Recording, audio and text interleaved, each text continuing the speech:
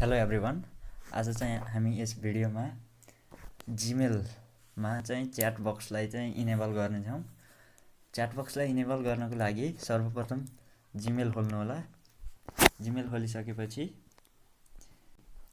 Left hand साइडको टपमा रहेको 3 डटमा क्लिक गर्नु होला। क्लिक गरिसकेपछि स्क्रोल डाउन तल सेटिङ आउनेछ, सेटिङमा क्लिक गर्नु होला। त्यसपछि आफ्नो एकाउन्ट चुज गर्नु होला। यसरी चुज गरिसकेपछि यहाँ सेटिङ खुलिसकेको छ।